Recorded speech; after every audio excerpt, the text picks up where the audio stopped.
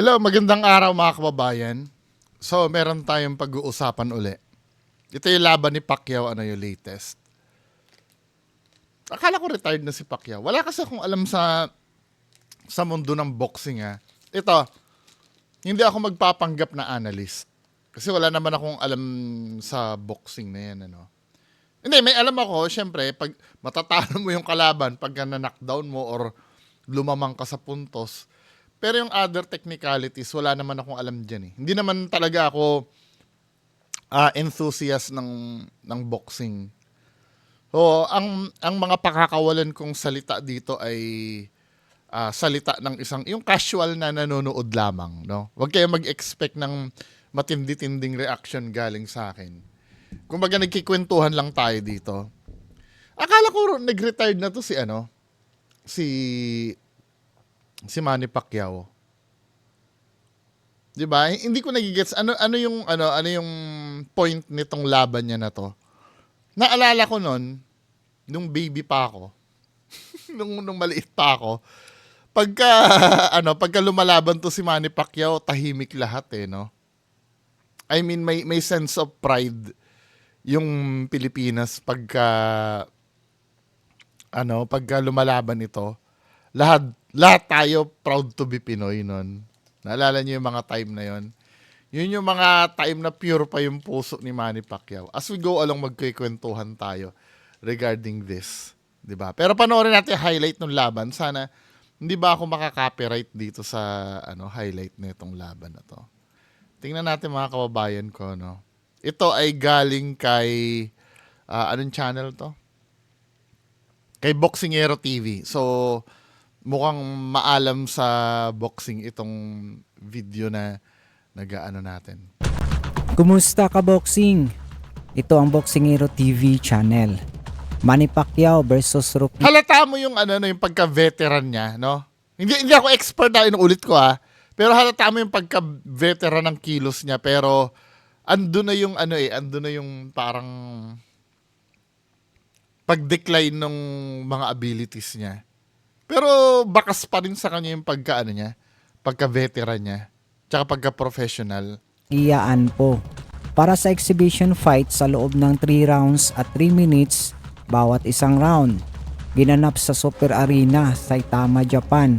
July 28, 2024. Exhibition. Ito ang bagong laban ni Pacquiao matapos ang kanyang exhibition fight laban kay DQ na taga Korea. Noong December 11, 2022.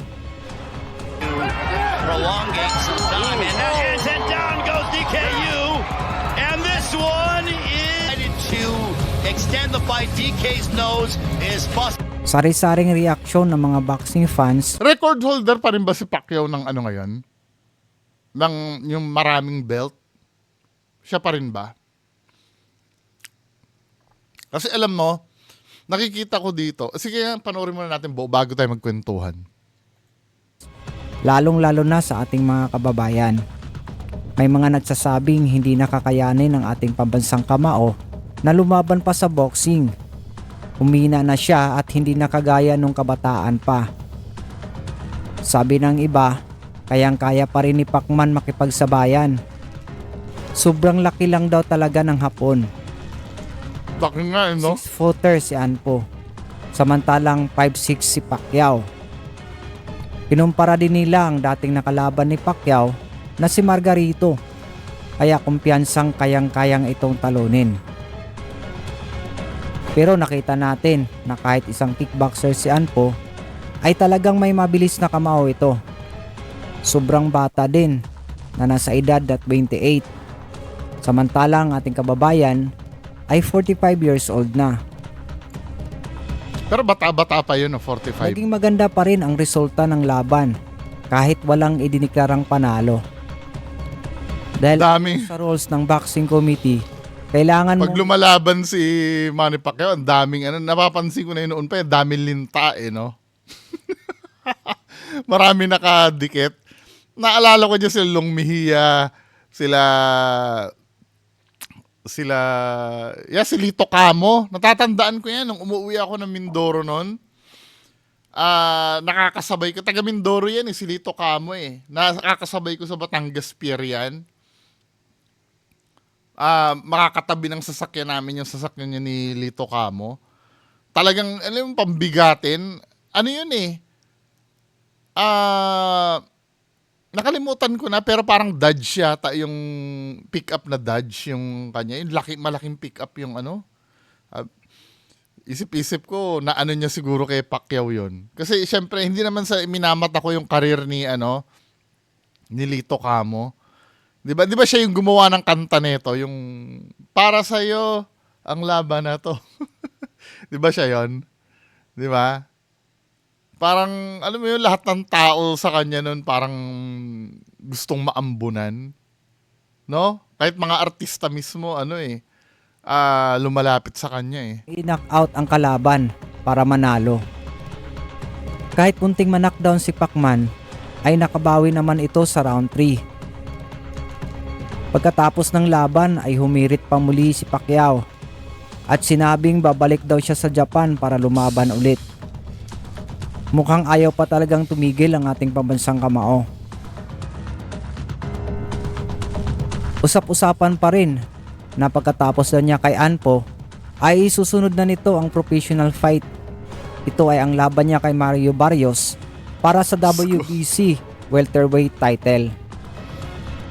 Gusto pa muling Manny gumawa si Pacquiao Pacquiao ng history, gaya ng ginawa niya kay Keith Thurman. So anong masasabi mo ka boxing? Kayang-kaya pa Talo ba siya dito? ng pambansang kamao ang bigating laban pagkatapos masilayan natin ang huling exhibition fight nito.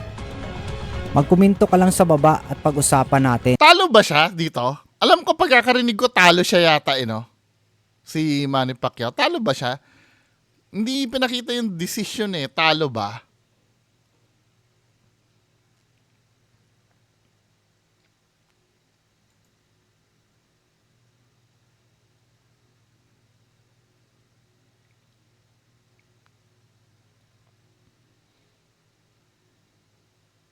Talo pa. Talo yata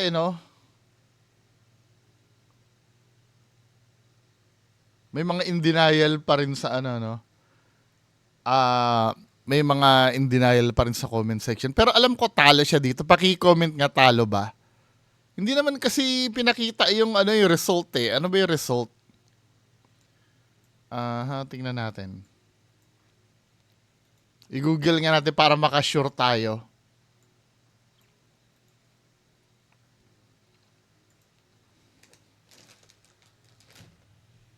Pacquiao. Draw! Draw pala.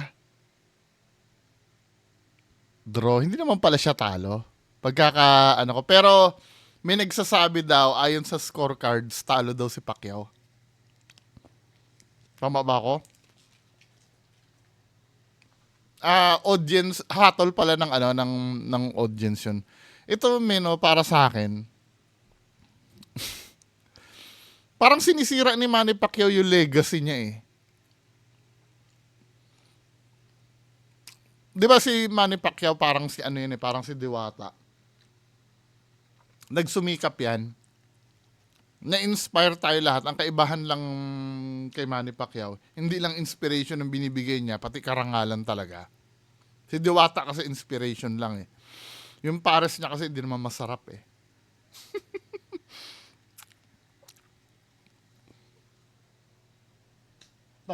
Kwentuhan tayo Si Manny Pacquiao kasi, feeling ko itong ginagawa niya. Alam ko mayaman pa rin naman to si Manny Pacquiao, pero who knows, no? 'Di ba? Sa mga taong mayayaman kasi ang status nito ni Pacquiao, correct me if I'm wrong, pasok na ba sa pagka-bilyonaryo yan? Bilyonaryo? Si Manny Pacquiao? Parang bilyonaryo yata ito no? Pag bumagsak na kasi sa pagiging milyonaryo na lang yan, parang ramdam niya na yung yung pagkamahirap Samantalang tayo, di ba, pagka milyonaryo tayo, feeling natin, Diyos tayo Mayaman pa tayo nun Pero pag si Pacquiao siguro, Dahil sa status niya dati, pag ang pera niya na lang ay bumagsak na lang ng 10 million or 50, kahit 50 million siguro, feeling niya siguro sa sarili niya mahirap na siya, ano. Kaya need niya na yung lumaban. Kasi pagka yumayaman ng tao, tumataas din ang ano niyan eh, ang standard ng pamumuhay eh. Yun ang pagkakamali ni Manny Pacquiao, 'di ba? Wait la, hindi ko sinasabing mali na tumaas din ang standard ng pamumuhay mo. Kaya lang may mga time kasi na si Manny Pacquiao sobrang bait, no? Doon mo makikita yung nung time na siya ay umaangat. Doon mo nakikita yung pagkawala niyang pinag-aralan. Hindi, real talk tayo, men, ha.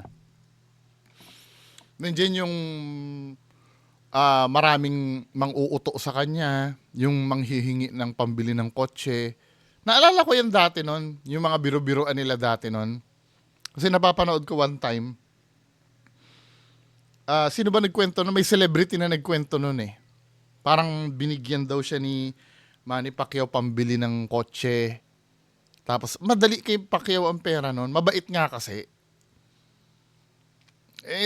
Alam mo na, madaling, kasi si Pacquiao naman nung time na yon nung umaangat siya nun, wala talaga siyang, hindi pa siya, siya yung tao na wala siyang pinag-aralan talaga. As in, walang tinapos. Di ba nag-exam silang dalaw ni Bobby Pacquiao para matanggap para yung equivalent ng high school ba yon?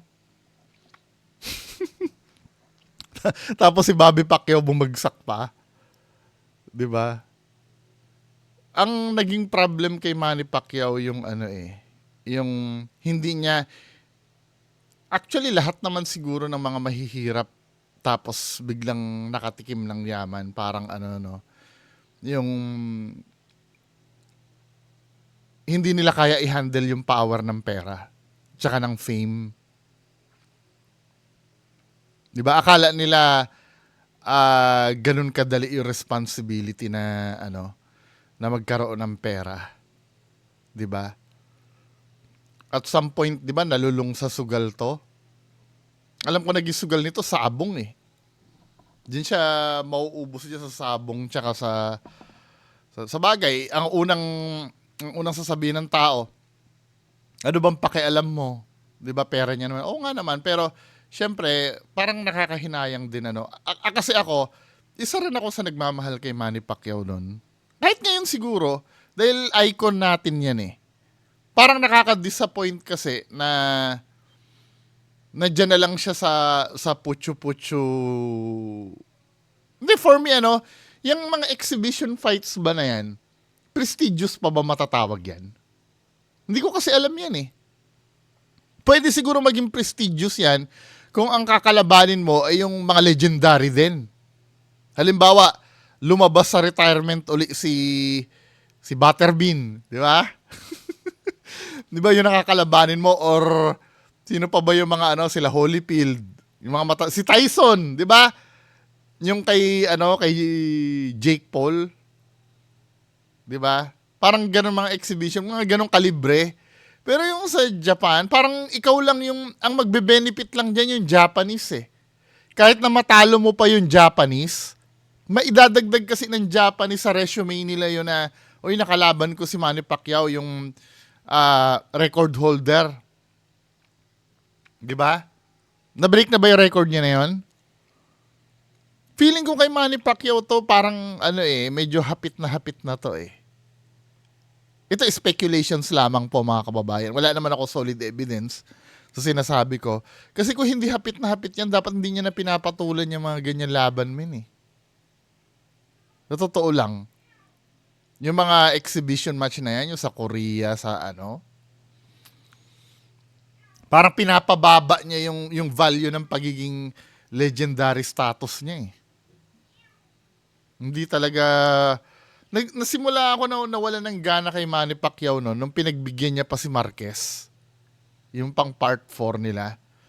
Di ba nung una, 3 laban yan eh. Nung una, draw sila, di ba? Pangalawa, out of 3 na laban nila, panalo na siya dun eh. Pero may time doon na parang questionable yung pagkapanalo niya doon sa trilogy nila ni Marquez. Pero ano naman yon, justifiable yon kasi nung una, hindi dapat draw yun eh. Panalo dapat si Manny Pacquiao nung unang laban nila ni Marquez eh. Natatandaan ko yun dati. Kahit baby pa ako nun. Naalala ko yun, nung time na yon. Parang, di ba nung una, nag-draw sila, marami nagalit na tao kasi ilang beses na knockdown si Marquez eh. Kahit medyo nakakabawi-bawi si Marquez nun, sa ayaw sa gusto mo, talagang panalo dapat si Manny Pacquiao dun sa unang laban. Yung pangalawa ba yung questionable? Yung pangalawang laban? 'Di ba? Medyo parang tagilid si Pacquiao dun sa laban na tapos nanalo si Pacquiao kay Marquez. Then sa pangatlo nanalo uli yata si Pacquiao. Ako for me, yung tatlo na yun, tama na yun eh. 'Di ba? Sa tatlo na yun, na-settle na yun, ako na yung panalo over Marquez. Ang putang ina, pinagbigyan pa si Marquez ng pang-apat. Akala niya, huling-huli niya na yung laro ni Marquez. Ayun, ang pangit pa ng pagkakatalo. Okay lang sana kung natalo ng via decision eh. Pero yung pagkatalo niya, yung talagang tulog siya eh. Di ba? Naalala ko yata nung time na nangyari yon. San ba ako nun? Lahat ng tao nun in denial lahat eh. Kasi di ba, nung nasa Valenzuela yata ako, nasa Valenzuela ba ako nun? Nasa apartment ako sa Valenzuela namin. Di ba nahuhuli yung sa TV kasi sobrang dami ng commercial. Ang nauuna doon sa pay-per-view, tama? Doon ang nanggagaling yung mga spoiler eh. Nung kasama ko yung driver namin, nanonood kami, diba? Biglang pumasok yung kuya ko, sabi ng kuya ko, uy, talo si Pacquiao, tulog. In denial, lahat ng tao dun sa nanonood. Hindi totoo yun. Hanggang sa napanood nga, dapa si Pacquiao ang pangit ng pagkakatalo ni Manny Pacquiao nun. Di ba? Wala start nun, parang nawala na ako ng gana kay Manny Pacquiao. Parang, yung sumusunod, medyo enthusiastic pa naman ako doon sa mga susunod na laban. Pero parang sa akin, nabawasan na yung pogi points nung pagka-legendary status niya nung time na yon. Tapos nung nag-start siya na mag-showbiz, yung showbiz, matatanggap ko pa yon. Ito nagsasalita ako bilang fan ni Manny Pacquiao. Wala naman akong karapatan kung ano yung panghimasukan ni Manny Pacquiao sa buhay niya eh. 'Di ba? Ang nararamdaman ko lang yung bilang tagahanga niya na gusto ko ma-preserve yung pagka-legendary status niya. 'Di ba? Tingnan mo yung mga sila George Foreman, sila Evander Holyfield, sila Muhammad Ali. 'Di ba? Wala ka masisilip sa kanila na yung pagka naisip mo sila ang maaano mo sila Antonio Barrera, 'di ba? Ang may isip mo sa mga malulupit na boksingero to eh. Putang si Manny Pacquiao na sumikat, nag-artista. Yung pag-aartista matatanggap ko 'yon. Wala namang problema doon eh. Wala namang wala namang kasira-sira doon sa career niya bilang boksingero yung artista. 'Di ba? Kahit mediocre yung pero nakikita ko doon sa mga movies. Hindi ko naman pinapanood yung movies si Manny Pacquiao, nadadaan-daanan ko sa cable. Baka sabihin niyo pinapanood ko yung Pero to be fair kay Manny Pacquiao simula nung unang mga pa-extra-extra niya sa mga movie na bano siya umarte, yung may kulay pa yung buhok niya dati, hanggang ang huling movie niya yata yung Wapakman, tama ba ako? Wapakman yata yung huling movie niya. To be fair maganda yung arte niya doon. Hindi, hindi naman sa kung ikukumpara mo, natuto talaga siya sa showbiz nun. Si Manny Pacquiao. Yun, forgivable yun eh. Dahil syempre sikat nga naman yung tao. 'Di ba? Pero ang ayaw na ayaw ko talaga nung nag-PBA pa siya nun. Nag-PBA pa siya. Tapos, nag-politics. Parang dun yata siya umano eh. Doon sa PBA, ano niya, PBA. Kasi ano, hindi mo naman kasi masisisi eh. Galing kasi sa hirap yung tao eh. At pag galing sa hirap yung tao, punong-puno ng pangarap yan. Punong-puno ng bucket list. Kapag nagkaroon ng pera yan, lahat yan gustong tuparin yung nasa bucket list niya. Maging pastor, maging PBA player. Yan ang mga typical na pangarap ng Pinoy eh. Maging artista, maging politiko. Lahat tinutupad niya isa-isa. Lahat ng pangarap niya sa buhay. Kaya lang, minsan may mga time kasi na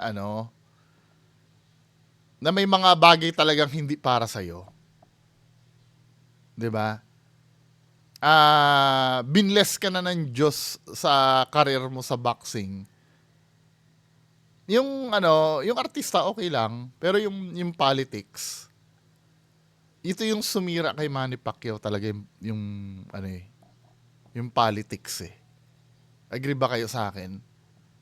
'Di ba? Napapansin nyo yung siya lagi ang pinapagastos. Tapos pag may meeting yung mga senador, sa bahay niya lagi sa bahay niya lagi pinapa-meeting. Yung nakikita ko sa kanya parang inuuto na lang siya. Yung parang ginagawa siya salimpusa. 'Di ba? Mini-mentor siya nila Dick Gordon nila pero minsan nakakahiya eh. Tama ha, bibigyan ko kayo ng example. Nung tumakbo si Manny Pacquiao na hiyang-hiya ako dito hiyang-hiya talaga ako. Sinasabi ko sa inyo, hindi po ako matalinong tao. 'Di ba? Kung sasabihan niyo ako na na ang lakas naman ng loob mo mang yurak ng pagkatao ni Manny Pacquiao, ikaw kaya mo bang tumakbo bilang bilang presidente? Hindi ko po kaya. Kaya nga hindi ko naiisipan tumatakbong ganyan dahil alam ko hindi ko magagawa 'yon. Pero tingnan niyo to yung tinanong siya tungkol sa foreign policy. Ito ba 'yon? Tingnan natin yung tingnan natin to ha. Marami pong salamat. Our foreign policy is the extension of our domestic policy. And in our foreign policy, we have 3 pillars. First, OFW's welfare, protektahan natin. Nandiyan naman po yung Department of Migrant Workers. And then yung ipinasa nating batas na OFW Handbook. Second, yung independent foreign policy. We will be a friend to all nations and America's best friend. And also, third, we will not allow ourselves to be bullied by other country. And even in our square ends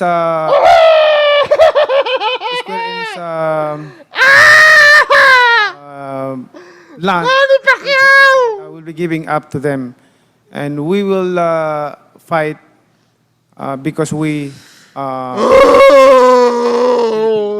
and also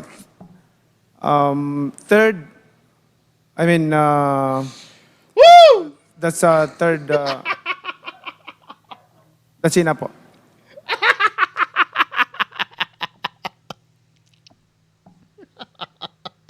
Di ba, men?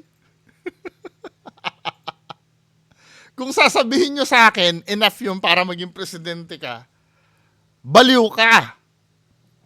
Di ba? Hindi biro maging ano, pero ito yung nakikita ko eh. Alam mo, para sa akin, ang tunay na matalino, alam mo kung saan ang limitasyon mo eh. Di ba? Or kung may limitasyon ka, siguraduhin mong handang-handa ka sa mga ganyang bagay. Hindi yung papasok ka ng, alam mo yun, 'di ba? Yung basic na sa mga presidentiables, basic na sagutin 'yan eh. Hindi sa akin kasi wala naman ako experience sa politics. Hindi ko nga alam kung ano yung lecheng foreign policy na 'yan eh. 'Di ba? Pero alam ko may mga tao na yung mga ganyan ay basic lamang sa kanila sagutin. 'Di ba? Parang ano eh. 'Di ba? Parang maligaya ba kayo yung mga nagkumbinsi na tumakbo kay Manny Pacquiao ng ganyan? Maligaya ba kayo? Yung parang kay Robin Padilla lang yan eh. Yung tungkol doon sa pag-i-English eh. 'Di ba?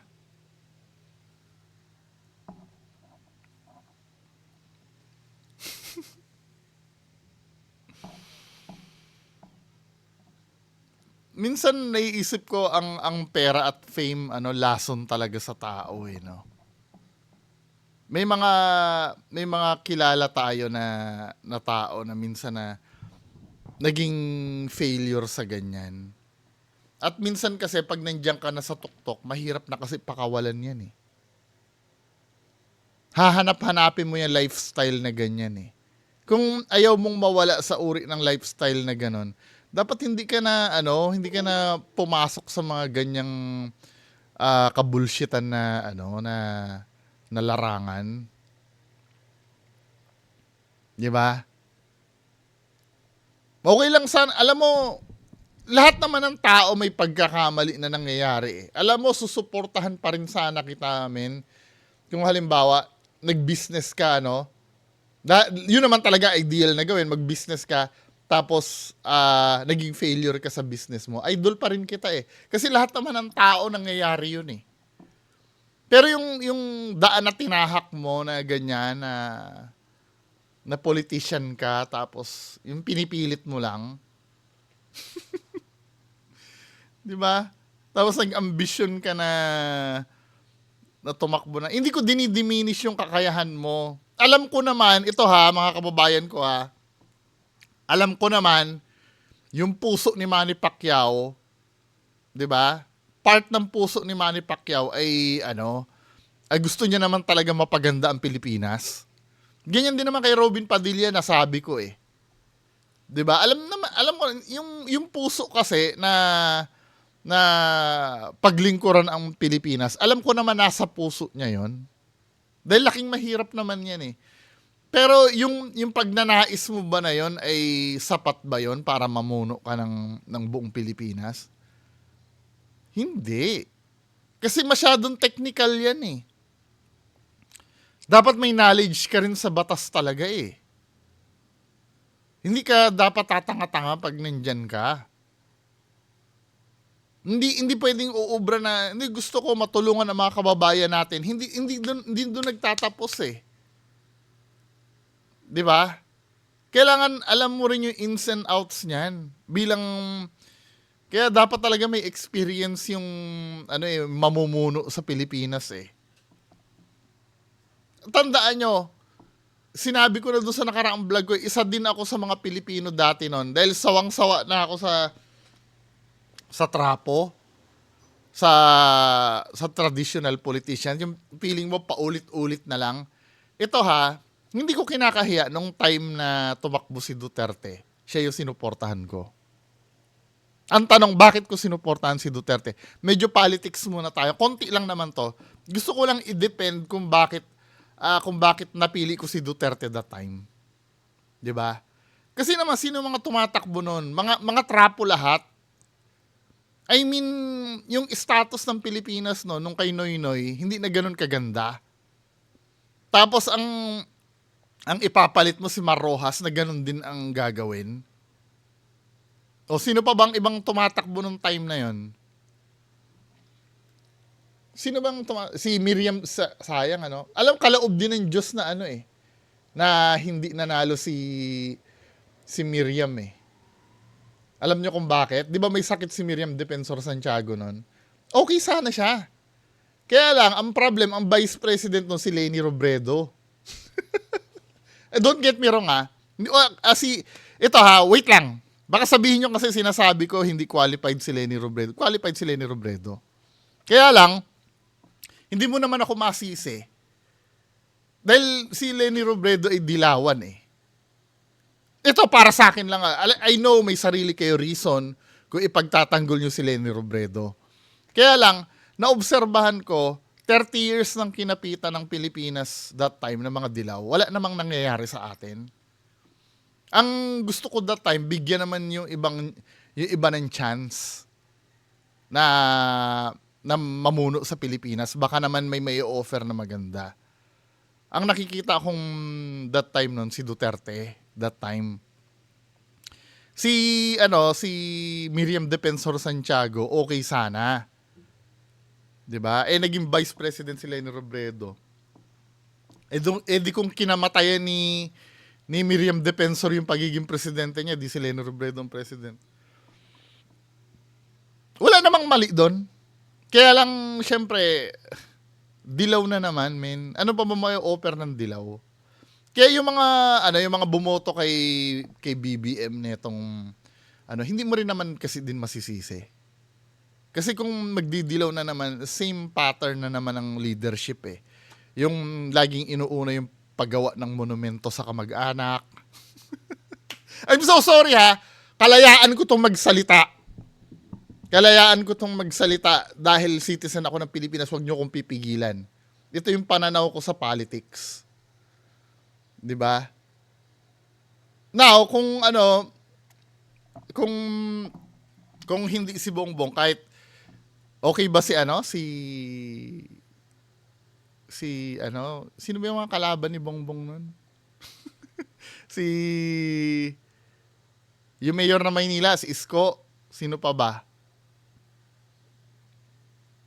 Sino pa bang Pero feeling ko that time, ang good choice pa rin talaga si Leni Robredo kung ikukumpara mo sa mga sa mga tumatakbo that time. No offense po sa mga sa mga Marcos ha. Sa mga pro Marcos. Sino ba mga kalaban nung time na 'yon? 20. Tingnan natin ha.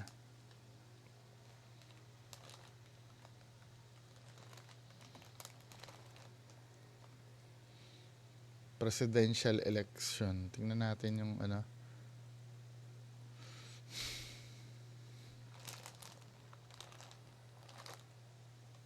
yung mga kandidato ng Pilipinas.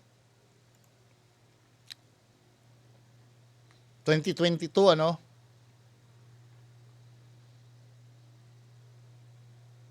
marami pala sila. Manny Pacquiao. Ito sila Ping Lacson, okay ba?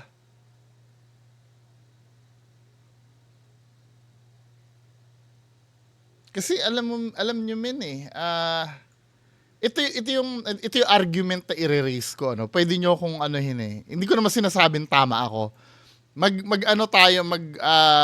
Magkatwiranan tayo ng maayos, 'di ba? Wala rin naman kasi alam sa politics. Ang nangyari kasi dito, men, kaya ang binoto si Bongbong Marcos, magaling kasi ang marketing ni Bongbong Marcos that time. Ang binibida niya yung nagawa ng tatay niya. Ito kasing sila Leni Robredo noon, 'di ba? 30 years nang hinawakan ng dilaw ang Pilipinas na wala namang nangyari. Hindi, meron naman siguro, Pero yung corruption at At ganun pa rin. I mean, lalo pa nga ang lumalan. Naranasan ko no, nung nag-business ako, men. Yung corruption, grabe talaga. Biruin mo, kukunin mong corporate account ang ang munisipyo. Hindi na daw dadaan sa bidding. Hindi na daw dadaan sa bidding. Basta bayaran daw namin yung purchasing officer ng ng 100,000 at sa amin na daw yung kontrata. O kita mo kung gaano ka kung gaano ka corrupt ang nun. Tapos yung sa BIR, pwede naman daw pekein yung pirma ng accountant. Wag na daw. Basta bayaran lang daw yung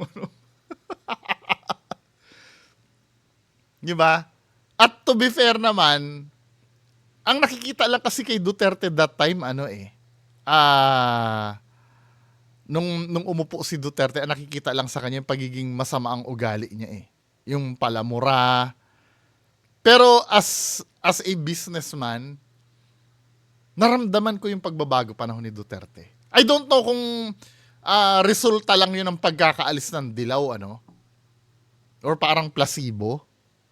Kasi i-rephrase ko na lang sinabi ko, naramdaman mo na wala yung tradisyon ng dilaw dati. Ayun, point of view ko yun. Ewan ko sa inyo, baka malay mo, iba naman ang experience nyo. Baka malay nyo, nung panahon nyo, lalo kayo nahirapan sa panahon ni Duterte. Pero nung time nung panahon ni Duterte, nung nasa hospital yung anak ko nun, ang daling makakuha ng ng service nung social service nun. Parang meron silang malasakit center nun dati eh. Nung panahon ni Duterte. Ewan ko, meron pa rin ba hanggang ngayon?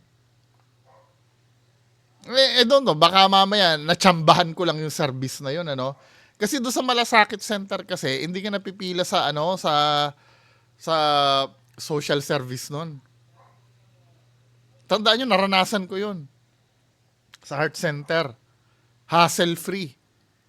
Nandiyan na agad yung cheque ng PCSO nun sa amin. Kasi wala na ako ibabayad sa anak ko sa heart center nun eh. Naubos talaga ako nun. Nung time na yon. Naramdaman ko yun kay Duterte.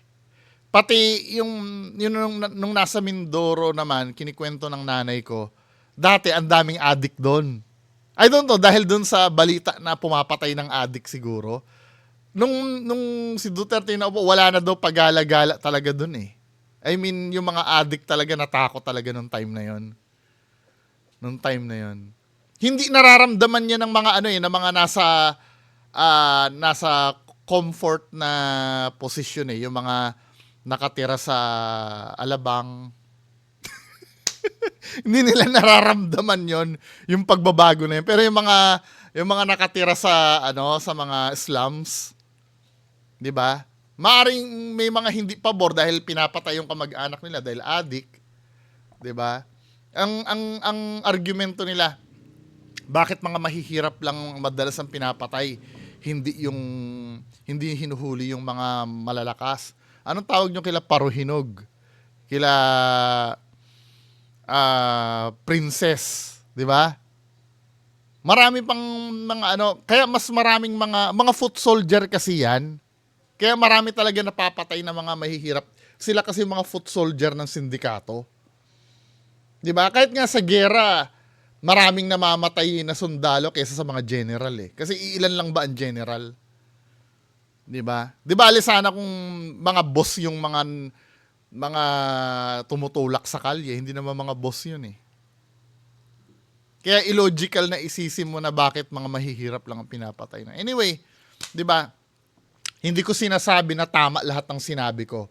Pagdating sa politics, kanya-kanya naman kasi tayo diyan eh. Kung ang feeling nyo si Manny Pacquiao ang karapat-dapat, kalayaan nyo yun. Kung si Leni Robredo, kalayaan nyo rin yun. Walang pumipigil sa inyo. Huwag nyo rin akong kukontrahin sa gusto kong sabihin dito about politics. Kasi may bugok na yung nag-opinion ako tungkol dun sa video ni BBM, may bugok na inaway ako eh. 'Di ba? Kung addict ang tingin nyo kay BBM, di addict yan. Wala namang problema sa akin. Pero ang pananaw ko doon sa video na kumalat kasi, fake yun. Nagagawa kasi ngayon yun eh. Yung AI. Ultimo nga yung ano eh, yung picture nga nung nagpatayo na bading na 2 hours do sa waiter, nagawa nila ng animation yun ngayon eh. 'Di ba? Eh ngayon kung tingin nyo addict to, di addict, ano nyo, ipalayas nyo sa ano, wala naman akong pakialam. Si Isko naman, nung una, ito kasi ang bet ko nung una eh. Kaya lang may mga nakapagkwento sa akin na ano eh. Ang ginawa ko na lang dito, nag-random vote na lang ako dito eh. Kasi hindi tatanggapin ng machine pag wala kang binoto. Eh, ano, nakalimutan ko na kung sino. Definitely, hindi Lenny at saka Bongbong Marcos. Ito. Yung hindi yata kilala yung binoto ko dyan. Hindi yata kilala. Alin man dito si kila Ernie Abella de Guzman Leody. Ito dito. Pero sure ako na hindi si Ping Lacson at Manny Pacquiao yun. At hindi rin itong dalawa. Kasi sila lagi yung bida nun eh. Hindi ako pro Bongbong pero hindi ako naniniwala doon sa video. Huwag nyo akong pilitin. May bugok na nagsasabi kasi na, pag politics, huwag mo nang pakialaman, putang ina mo! Kalayaan ko to, citizen ako ng Pilipinas, tang ina mo. Huwag mo akong babawalan, putang ina mo ka. 'Di ba? Kung ayaw nyo na sinasabi ko tungkol sa pananaw ko sa politics, gumawa kayo ng channel nyo, sabihin nyo doon, hindi ko sinasabing tama ako dito ha. Hindi ko sinasabing tama, ito yung pananaw ko. Period. Pag hindi mo alam, huwag ka magsalita, putang ina mo!